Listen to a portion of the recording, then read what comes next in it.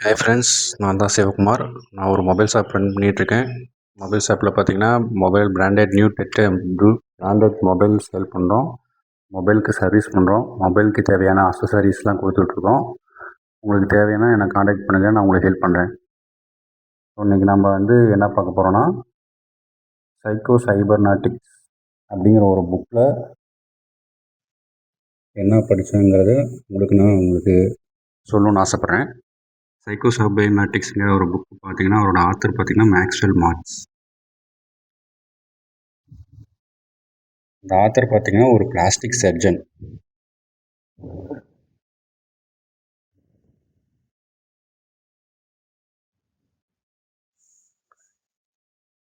இவர் பார்த்தீங்கன்னா நிறைய பேஷண்ட்டுக்கு அந்த ஃபேஸில் பிளாஸ்டிக் சர்ஜரிலாம் பண்ணுவாங்கள்ல, அதெல்லாம் பண்ணியிருக்காரு.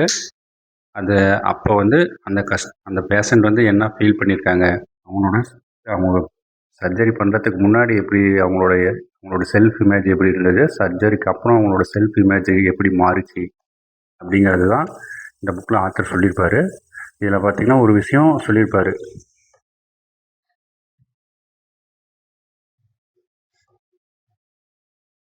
செல்ஃப் இமேஜிங்கிற ஒரு விஷயத்தை சொல்லியிருப்பார். செல்ஃப் இமேஜ் அப்படிங்கிறது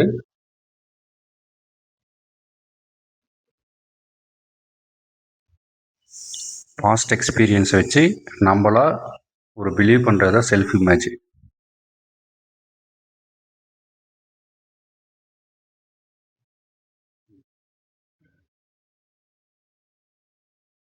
பாஸ்ட் எக்ஸ்பீரியன்ஸ் ஃபீட்பேக் தான் செல்ஃப் இமேஜ் அப்படிங்கிற மாதிரி ஆத்தர் சொல்லியிருப்பார். ஃபஸ்ட்டு நம்ம பிலீஃப் சிஸ்டம்னா என்ன ஃபஸ்ட்டு பார்ப்போம். What is belief?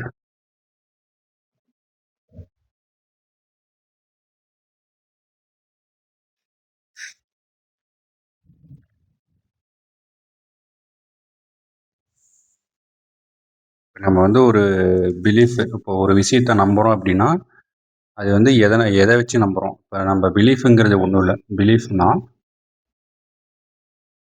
Is a past experience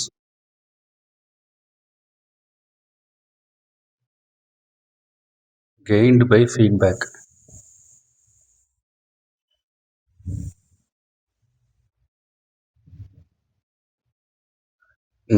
இது பிலீஃபை நம்ம ஒரு எக்ஸாம்பிளுக்கு ஒரு ஸ்கேலாக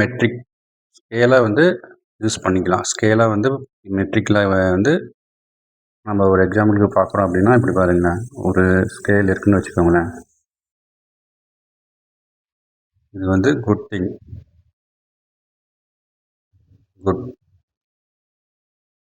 இது பேட். ஒரு எக்ஸாம்பிளுக்கு சிவகுமாருக்கு சிகரெட் பிடிக்காது. ஸோ அது எனக்கு பிடிக்காதனால நான் அதை எப்படி நான் எடுத்துப்பேன் அப்படின்னா, பேட் திங்.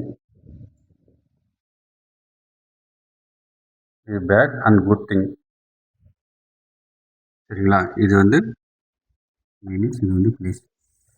ஸோ இதை எப்படி எடுத்துப்பேன்னா, ஸோ அது பேட் திங் ஆகிட்டுருக்கு, அதாவது அது உடம்புக்கு கெடுதல் அப்படின்னு நினச்சிட்டு நான் அதை எப்படி பார்ப்பேன் அப்படின்னா, பேடாக பார்ப்பேன். அதனால் குட் எக்ஸ்பீரியன்ஸ்.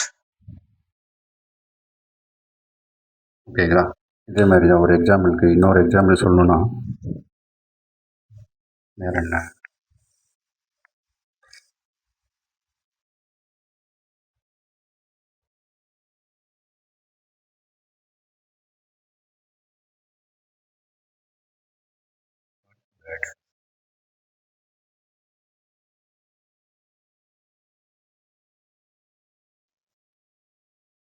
ஒரு எக்ஸாம்பிளுக்கு எனக்கு ஒரு சிலருக்கு ஒரு விஷயம் பிடிக்காது, ஒரு சிலருக்கு ஒரு சிலவும் பிடிக்கும். ஸோ அதை அவங்க எப்படி எடுத்துக்கிறாங்கங்கிறத ஒரு எக்ஸ்பீரியன்ஸாக தான் எடுத்துக்கிறாங்க. ஸோ இப்போ ஒரு எக்ஸாம்பிளுக்கு அதை எனக்கு சிகரெட் பிடிக்காதுங்கிறனால நான் அது ஒரு பேட் திங்குன்னு நினைக்கிறேன். அதனால் அது ஒரு பேடு, அதை தான் நம்புகிறேன் நான். சரிங்களா? ஸோ அது மாதிரி ஒரு சிலருக்கு சிகரெட்டு பிடிக்கும். சிகரெட்டு பிடிக்கிறதுனால அவங்களுக்கு அவங்களுக்கு எப்படி எடுத்துப்பாங்கன்னா, குட்டாக எடுத்துப்பாங்க. சரிங்களா? அது ஒரு ஸ்கேலாக கன்சிடர் பண்ணிக்கோங்க. இப்போ ஒரு சிலருக்கு வந்து சிகரெட் பிடிக்கும். அதனால வந்து அவங்க வந்து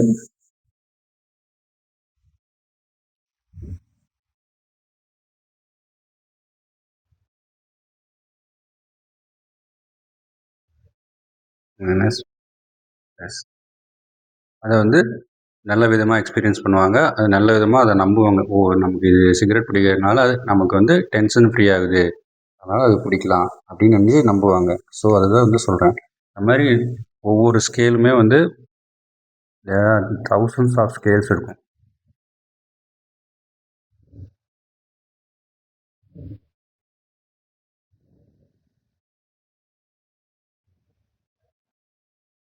இந்த மாரி thousands of hundreds of scales இருக்கும். ஒவ்வொரு ஸ்கேலும் ஒவ்வொரு விஷயத்த பத்தி நம்ம வந்து எப்படி எக்ஸ்பீரியன்ஸ் பண்றோம். அத நல்ல விதமா எடுத்துக்கிட்டோம்னா, அது குட் எக்ஸ்பீரியன்ஸ். இல்ல அப்படின்னா நமக்கு பிடிக்கலைன்னா அது பேட் எக்ஸ்பீரியன்ஸ். அத தான் நம்ம பிலீவ் பண்றோம்.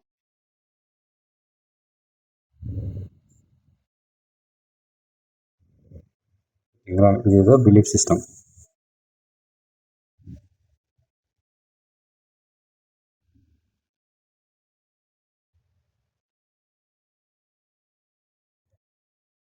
ஸோ நம்ம இப்போ ஒரு விஷயத்துக்கு ஒரு எக்ஸாம்பிளுக்கு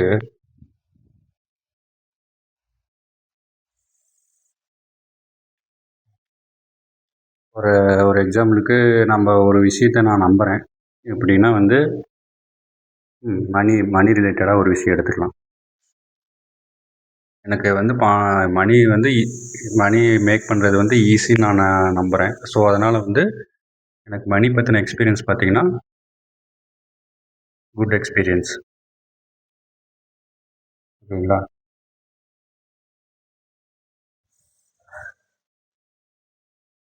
சரி.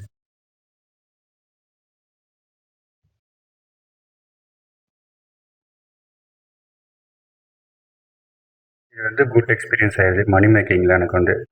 ஸோ எனக்கு வந்து மணி மேக்கிங்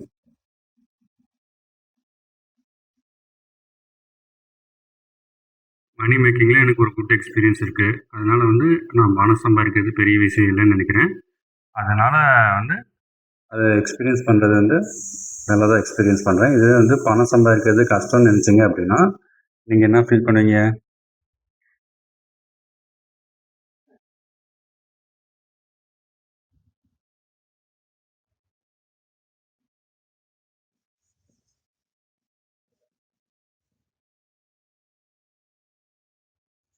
ஸோ இந்த மாதிரி வந்து பணம் சம்பாதிக்கிறது உங்களுக்கு கஷ்டம் அப்படின்னு ஃபீல் ஆச்சு அப்படின்னா நீங்கள் பார்க்குற ஒவ்வொரு விஷயமும் வந்து உங்களுக்கு அந்த மாதிரி தான் ஃபீல் ஆகும். ஸோ நீங்கள் உங்கள் பிரெயின் வந்து அதை பற்றி தான் யோசிக்கும். ஸோ பணம் சம்பாதிக்கிறது கஷ்டமாக இருக்குமா? அப்போனா வந்து ரொம்ப கஷ்டம் அப்படின்னு நினச்சி நீங்கள் அதே வந்து எக்ஸ்பீரியன்ஸ் பண்ணுறதுனால உங்களுக்கு அதுவுமே டஃப்பாக இருக்கும்.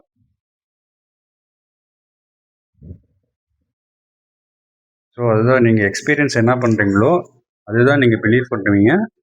அதுதான் பாஸ்ட் எக்ஸ்பீரியன்ஸை தான் வச்சு நீங்கள் வந்து அடுத்தது ஃப்யூச்சரை வந்து ப்ரிடிக்ட் பண்ணுவீங்க. ப்ரிடிக்ட் பண்ணுறதுனால அது ஒரு பிஹேவியராக மாறுது. அதுதான் வந்து அதை பார்த்து தான் நீங்கள் ஆக்ட் பண்ணுறீங்க. ஸோ உங்களோட எக்ஸ்பீரியன்ஸ் வந்து நீங்கள் எப்படி பிலீவ் பண்ணுறீங்கிறதுங்கிறது வந்து நீங்கள் உங்களுக்கு தெளிவாக இருக்கணும். நீங்கள் என்ன பிலீவ் பண்ணுறீங்க அப்படிங்கிறது வந்து ரொம்ப வந்து கேர்ஃபுல்லாக இருக்கணும். நம்ம மற்றவங்க சொல்கிறாங்கங்கிறத அப்படியே பிலீவ் பண்ணக்கூடாது. ஒரு செகண்ட் அது வந்து உண்மையா பொய்யா அப்படின்னு கொஞ்சம் யோசிச்சு பார்க்கணும். யோசிச்சு பார்த்துட்டு அதுக்கப்புறம் தான் பிலீவ் பண்ணணும். அதேமாரி ஆத்தர் இன்னொன்று என்ன சொல்கிறாருன்னா இமேஜினேஷன் பண்ண சொல்கிறாரு. Maxwell mark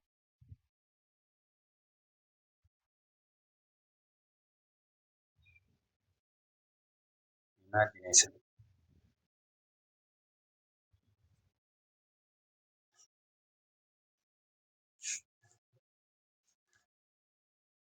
visualisation.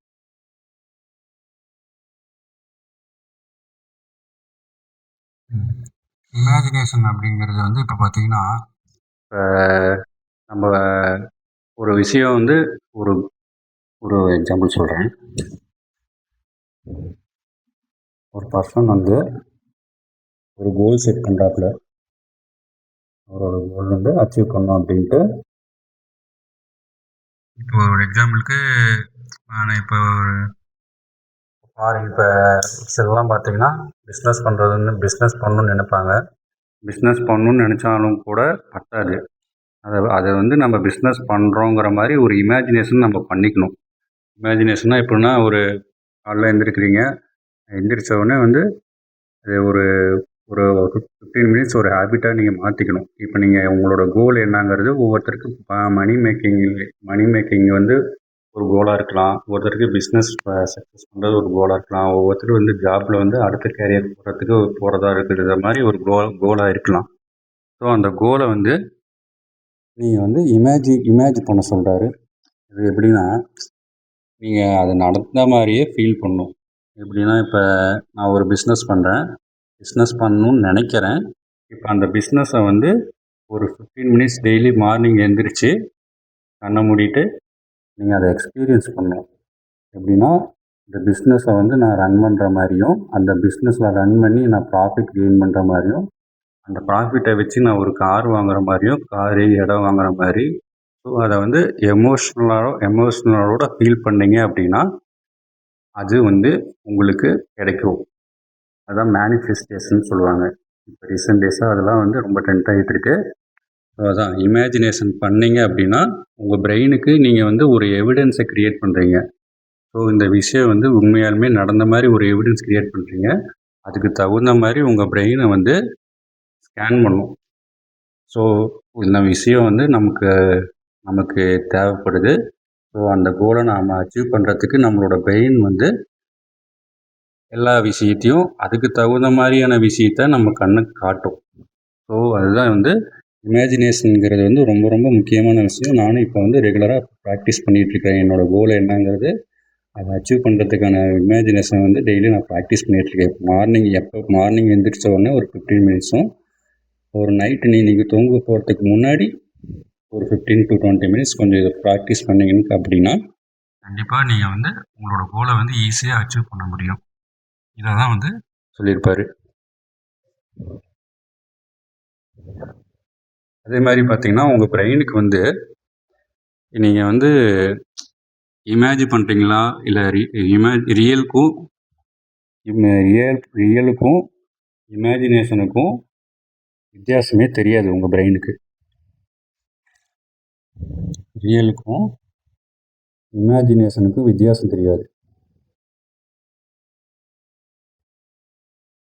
இது வந்து எப்படின்னா, ஒரு விஷயம் நடந்த மாதிரியே நீங்கள் இமேஜின் பண்ணிக்கிட்டே இருக்கிறீங்க அப்படின்னா அது வந்து ரியலாகவே நடக்குதுன்னு நினச்சிக்கும் உங்கள் பிரெயின். ஸோ அதனால் வந்து அந்த பிரெயினை வந்து உங்களுக்கு அதுக்கு தகுந்த மாதிரி உங்களை வந்து லைஃப்க்கு தேவையான விஷயத்த அடையிறதுக்கு ஹெல்ப் பண்ணும். உங்களோட சப்கான்ஷியஸ் மைண்ட் வந்து ரொம்ப ஹெல்ப் பண்ணும். அதுதான் வந்து நீங்கள் தெரிஞ்சுக்கணும். அதுதான் வந்து மேனிஃபெஸ்டேஷன் சொல்லிட்டு இப்போ எல்லாம் சொல்கிறாங்க. மேனிஃபெஸ்டேஷனுங்கிறது என்னென்னா, நம்ம ஒரு கரண்ட் டிசைர் இப்போ வந்து ஒரு இருக்கிற இடத்துல இருந்து அந்த கோலை அச்சீவ் பண்ணுறதுக்கு நம்ம வந்து இமேஜினேஷனுங்கிற ஒரு விஷயத்தை வந்து பண்ணுறோம். ஸோ அதை வந்து அச்சீவ் பண்ண மாதிரி நம்ம வந்து ஃபீல் பண்ணுறோம் அப்படின்னா நமக்கு வந்து அந்த கோலை அச்சீவ் பண்ணுறதுக்கு சான்சஸ் வந்து அதிகம். நான் சொல்கிறேன்.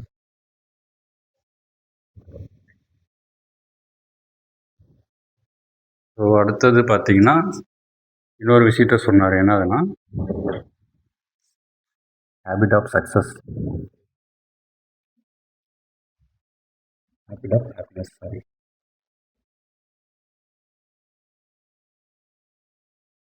இது சேம் தான்.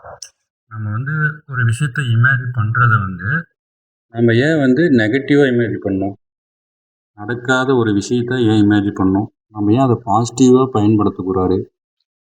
புரியுதுங்களா? இப்போ நம்ம வந்து எதுவுமே வந்து நம்ம இமேஜின் பண்ணுறத தான் நம்ம வந்து ஒரு விஷயமா, அதாவது ஆக்ஷனாக எடுப்போம், ஃபீல் பண்ணுவோம், பிஹேவ் பண்ணுவோம். நம்ம வந்து இமேஜினேஷன் வந்து ரொம்ப ரொம்ப முக்கியம். ஸோ நம்ம இமேஜின் பண்ணுறது கூட நம்ம வந்து பாசிட்டிவாக இமேஜின் பண்ணணும். தேவையில்லாமல் நெகட்டிவாக வந்து இமேஜின் பண்ணிடக்கூடாது. நெகட்டிவாக இமேஜின் பண்ணிங்கன்னா அதுக்கு தகுந்த மாதிரி உங்களோட சப்கான்ஷியஸ் மைண்ட் வந்து உங்களுக்கு அந்த விஷயத்தை தான் காட்டும். எனக்கு வந்து இப்போ ஒரு பயமாக ஃபீல் பண்ணுற ஒருத்தவங்க பார்த்தா பயம் வருதுன்னா அதை வந்து நீங்கள் பயமாக எடுத்துக்கக்கூடாது. அதை வந்து ஓவர் கம் பண்ணுறதுக்கு பயம்லாம் கிடையாது. நான் அவங்கள பார்த்தா பயப்பட மாட்டேன்னு நீங்கள் சொல்லிக்கிட்டே இருந்தீங்கன்னா கண்டிப்பாக வந்து அந்த பயம் உங்களுக்கு போயிடும். ஒரு எக்ஸாம்பிளுக்கு சொல்கிறேன். இதுதான் சேம்.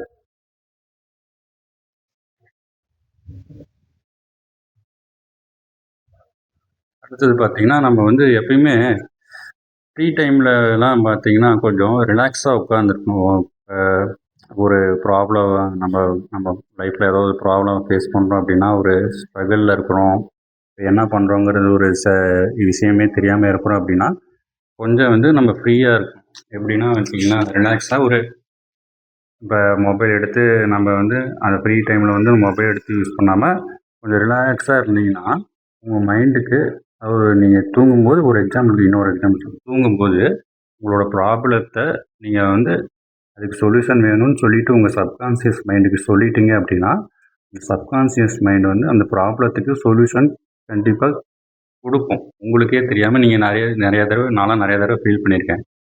நல்லா வந்து ஃப்ரீ டைம்லலாம் பார்த்தீங்கன்னா, ஒரு விஷயத்த வந்து கேள்வி கேட்டிருப்பேன். எனக்குள்ளேயே ஒரு விஷயத்த கேள்வி கேட்டிருப்பேன். அந்த அதுக்கான பதில் வந்து திடீர்னு எனக்கே கிடைக்கும். எப்படின்னு தெரியாது. ஃப்ரீயாக ஏதாவது ஒன்று யோசிச்சுட்டு இருப்பேன். ஃப்ரீயாக மைண்ட் அப்படியே ரிலாக்ஸாக இருக்கும். ஆனால் அதுக்கான பதில் எனக்கு கிடச்சிருக்கும். ஏன்னா நான் வந்து என்னோடய சப்கான்ஷியஸ் மைண்டில் வந்து நான் அதை வந்து கொஷினாக கேட்டிருப்பேன். என்ன எப்படியா இருக்கும் அப்படின்னு சொல்லி கேட்டிருப்பேன். ஸோ அது வந்து நம்ம மைண்டு ஃப்ரீயாக விட்டுட்டீங்க அப்படின்னா, அது வந்து அது ஃப்ரீயானா நம்ம அந்த சப்கான்ஷியஸ் மைண்ட் வந்து நமக்கு ஒரு ஆன்சரை கொடுக்கும். கண்டிப்பாக தரும். நம்ம எல்லா ப்ராப்ளத்துக்கும் சொல்யூஷன் நம்மக்கிட்ட தான் இருக்குது.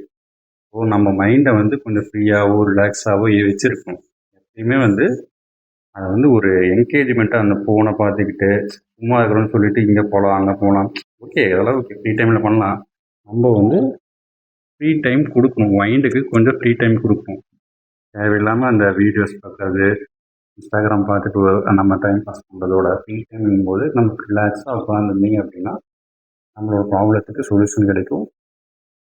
அதான் நீங்கள் தூங்க போகிறதுக்கு முன்னாடி அந்த கொஷினை நீங்கள் கேட்டுட்டு தூங்குனீங்க அப்படின்னா அதுக்கான சொல்யூஷன் அடுத்த நாள் இல்லைனாலும் கண்டிப்பாக கிடைக்கும் உங்களுக்கு. So thank you. நெக்ஸ்ட் வீடியோவில் பார்க்கலாம்.